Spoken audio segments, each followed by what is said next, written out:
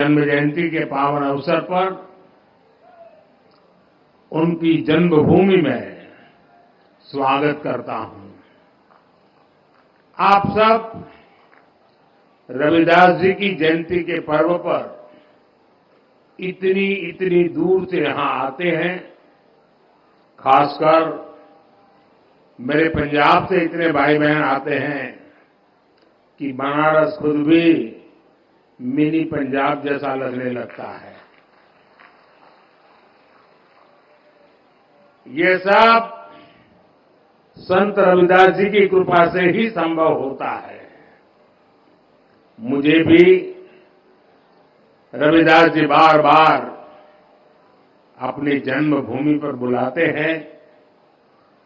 मुझे उनके संकल्पों को आगे बढ़ाने का मौका मिलता है। उनके लाखों अनुयायियों की सेवा का अवसर मिलता है।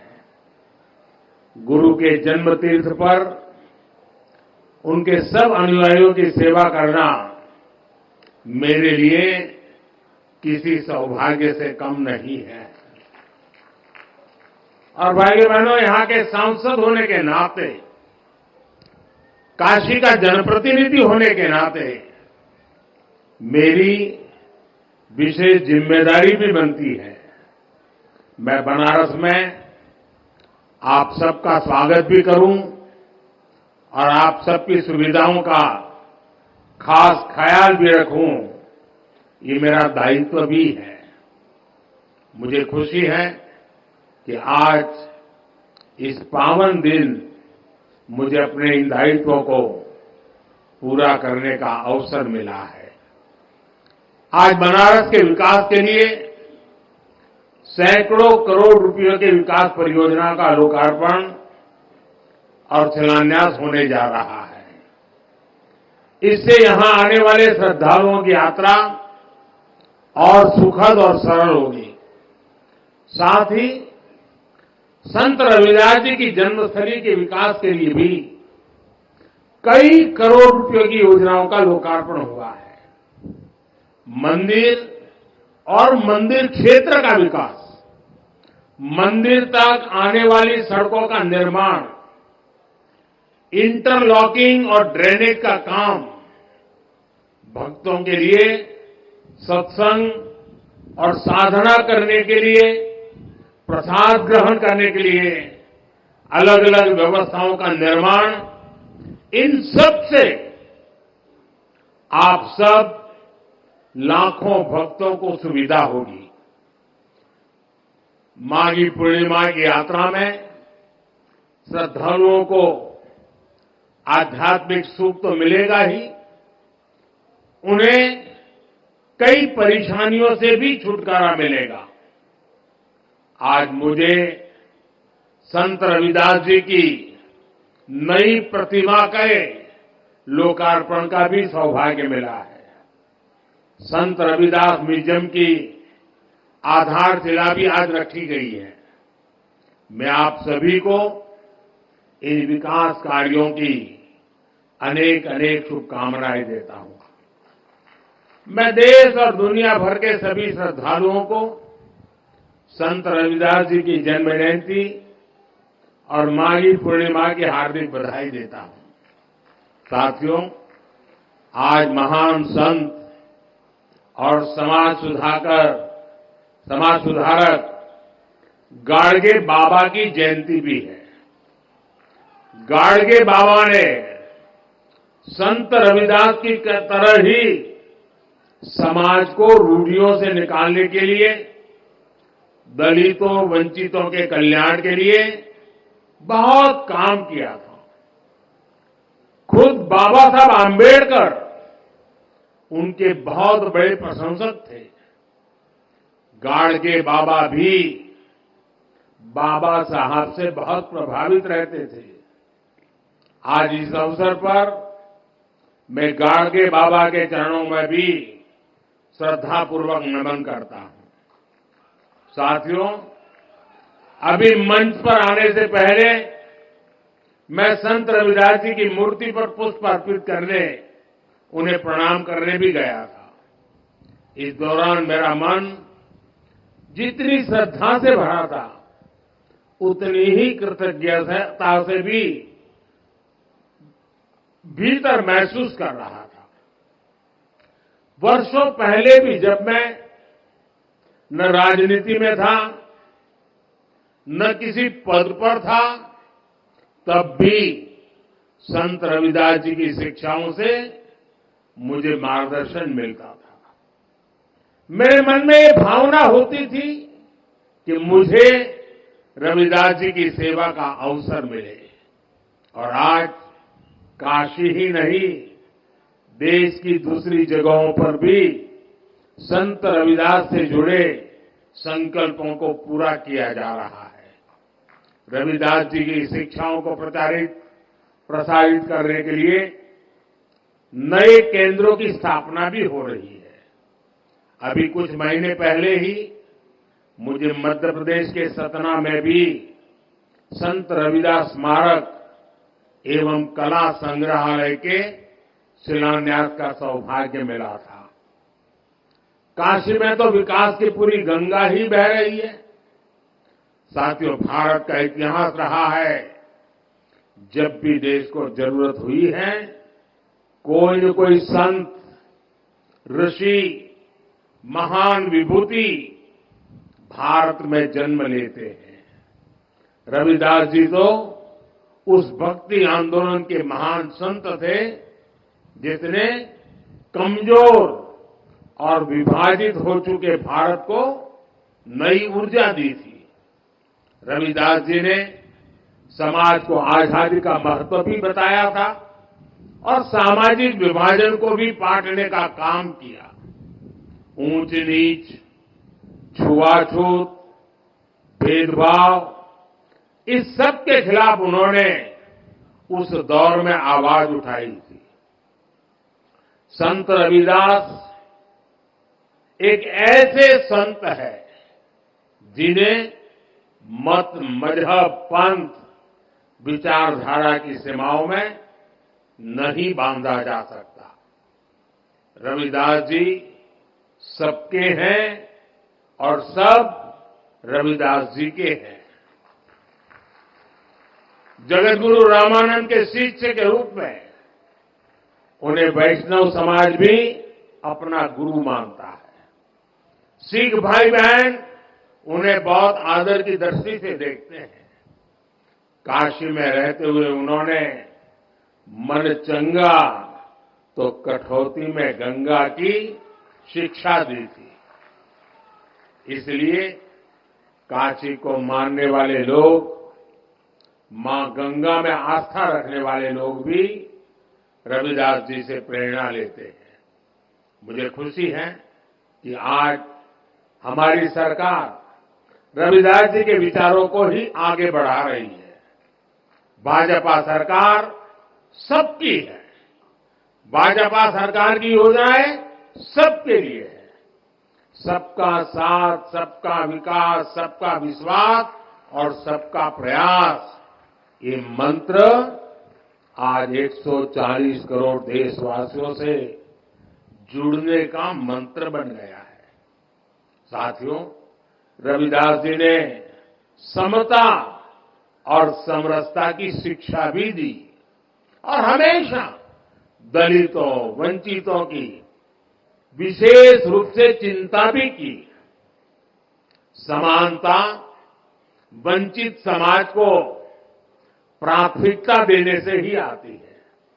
इसलिए जो लोग, जो वर्ग विकास की मुख्य धारा से जितना ज्यादा दूर रह गए, पिछले 10 वर्षों में उन्हें ही केंद्र में रखकर काम हुआ है। पहले जिस गरीब को सबसे आखिरी समझा जाता था, सबसे छोटा कहा जाता था, आज सबसे बड़ी योजनाएं उसी के लिए बनी है। इन योजनाओं का दुनिया में सबसे बड़ी सरकारी योजनाएं कहा जा रहा है। आप देखिए, कोरोना की इतनी बड़ी मुश्किल आई, हमने 80 करोड़ गरीबों को मुफ्त राशन की योजना चलाई। कोरोना के बाद भी हमने मुफ्त राशन देना बंद नहीं किया, क्योंकि हम चाहते हैं कि जो गरीब अपने पैरों पर खड़ा हुआ है वो लंबी दूरी तय करे, उस पर अतिरिक्त बोझ न आए। ऐसी योजना इतने बड़े पैमाने पर दुनिया के किसी भी देश में नहीं है। हमने स्वच्छ भारत अभियान चलाया। देश के हर गांव में हर परिवार के लिए मुफ्त शौचालय बनाया। इसका लाभ सबसे ज्यादा दलित, पिछड़े हमारे परिवारों को, खासकर हमारी एससी, एसटी, ओबीसी माताओं बहनों को हुआ है। इन्हें ही सबसे ज्यादा खुले में शौच के लिए जाना पड़ता था, परेशानियां उठानी पड़ती थी। आज देश के गांव-गांव तक साफ पानी पहुंचाने के लिए जल जीवन मिशन चल रहा है। 5 वर्षों से भी कम समय में 11 करोड़ से ज्यादा घरों तक पाइप से पानी पहुंचाया गया है। करोड़ों गरीबों को मुफ्त इलाज के लिए आयुष्मान कार्ड मिला है। उन्हें पहली बार ये हौसला मिला है कि अगर बीमारी आ भी गई तो इलाज के अभाव में जिंदगी खत्म नहीं होगी। इसी तरह जन-धन खातों से गरीब को बैंक जाने का अधिकार मिला है। इन्हीं बैंक खातों में सरकार सीधे पैसा भेजती है। इन्हीं खातों में किसानों को किसान सम्मान निधि जाती है, जिनमें से करीब 1.5 करोड़ लाभार्थी हमारे दलित किसानी हैं। फसल बीमा योजना का लाभ उठाने वाले किसानों में बड़ी संख्या दलित और पिछड़े किसानों की है। युवाओं के लिए भी 2014 से पहली जितनी स्कॉलरशिप मिलती थी, आज हम उससे 2 गुनी स्कॉलरशिप दलित युवाओं को दे रहे हैं। इसी तरह 2022-23 में पीएम आवास योजना के तहत हजारों करोड़ रुपए दलित परिवारों के खातों में भेजे गए, ताकि उनका भी अपना पक्का घर हो। और भाइयों बहनों, भारत इतने बड़े बड़े काम इसलिए कर पा रहा है क्योंकि आज दलित, वंचित, पिछड़ा और गरीब के लिए सरकार की नीयत साफ है। भारत ये काम इसलिए कर पा रहा है क्योंकि आपका साथ और आपका विश्वास हमारे साथ है। संतों की वाणी हर युग में हमें रास्ता भी दिखाती है और हमें सावधान भी करती है।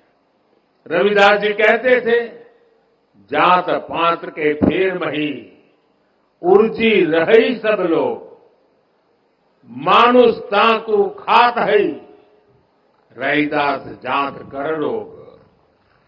अर्थात ज्यादातर लोग जात पात के भेद में उलझे रहते हैं, उलझाते रहते हैं। जात पात का यही रोग मानवता का नुकसान करता है।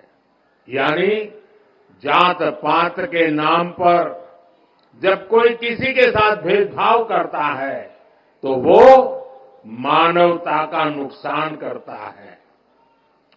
अगर कोई जात पात के नाम पर किसी को भड़काता है तो वो भी मानवता का नुकसान करता है। इसलिए भाई और बहनों, आज देश के हर दलित को, हर पिछड़े को एक और बात ध्यान रखनी है। हमारे देश में जाति के नाम पर उकसाने और उन्हें लड़ाने में भरोसा रखने वाले इंडी गठबंधन के लोग दलित, वंचित के हित की योजनाओं का विरोध करते हैं। और सच्चाई ये है कि ये लोग जाति की भलाई के नाम पर अपने परिवार के स्वार्थ की राजनीति करते हैं। आपको याद होगा गरीबों के लिए शौचालय बनाने की शुरुआत हुई थी, तो इन लोगों को उन्होंने इसका भी मजाक उड़ाया था। उन्होंने जनधन खातों का भी मजाक उड़ाया था। इन्होंने डिजिटल इंडिया का विरोध किया था। इतना ही नहीं, परिवारवादी पार्टियों की एक और पहचान है, ये अपने परिवार से बाहर किसी भी दलित आदिवासी को आगे बढ़ने नहीं देना चाहते। दलित आदिवासियों का बड़े पदों पर बैठना इन्हें बर्दाश्त नहीं होता है। आपको याद होगा, जब देश में पहली आदिवासी महिला राष्ट्रपति बनने के लिए महामहिम द्रौपदी मुर्मू जी चुनाव लड़ रही थी, तो किन किन लोगों ने उनका विरोध किया था? किन किन पार्टियों ने उन्हें हराने के लिए सियासी लामबंदी की थी? वे सब की सब यही परिवारवादी पार्टियां आई थी, जिन्हें चुनाव के समय दलित, पिछड़ा, आदिवासी अपना वोट बैंक नजर आने लगता है। हमें इन लोगों से, इस तरह की सोच से सावधान रहना है। हमें जातिवाद की नकारात्मक मानसिकता से बचकर रविदास जी की सकारात्मक शिक्षाओं का पालन करना है। साथियों, रविदास जी कहते थे, 100 बरस लो जगत मही, जीवत रही करू काम। रविदास कर्म ही धर्म है, कर्म करहु निष्काम। अर्थात 100 वर्ष का जीवन हो तो भी पूरे जीवन हमें काम करना चाहिए, क्योंकि कर्म ही धर्म है। हमें निष्काम भाव से कर्म करना चाहिए। संत रविदास जी की शिक्षा आज पूरे देश के लिए है। देश इस समय आजादी के अमृतकाल में प्रवेश कर चुका है। पिछले वर्षों में अमृतकाल में विकसित भारत के निर्माण की मजबूत नींव रखी जा चुकी है। अब अगले 5 साल हमें इस नींव पर विकास की इमारत को और ऊंचाई देनी है। गरीब वंचित की सेवा के लिए जो अभियान 10 वर्षों में चले हैं, अगले 5 वर्षों में उन्हें और भी अधिक विस्तार मिलना है। ये सब 140 करोड़ देशवासियों की भागीदारी से ही होगा। इसलिए ये जरूरी है कि देश का हर नागरिक अपने कर्तव्यों का पालन करे। हमें देश के बारे में सोचना है। हमें तोड़ने वाले, बांटने वाले विचारों से दूर रहकर देश की एकता को मजबूत करना है। मुझे विश्वास है कि संत रविदास जी की कृपा से देशवासियों के सपने जरूर साकार होंगे। आप सभी को एक बार फिर संत रविदास जयंती की मैं बहुत बहुत शुभकामनाएं देता हूं। बहुत बहुत धन्यवाद। बोलिए श्री रविदास महाराज की जय। सतगुरु स्वामी सर्वदास महाराज की जय। अमर श्री संत रामानंद महाराज की जय। सर्वपेख भगवान की जय। बहुत बहुत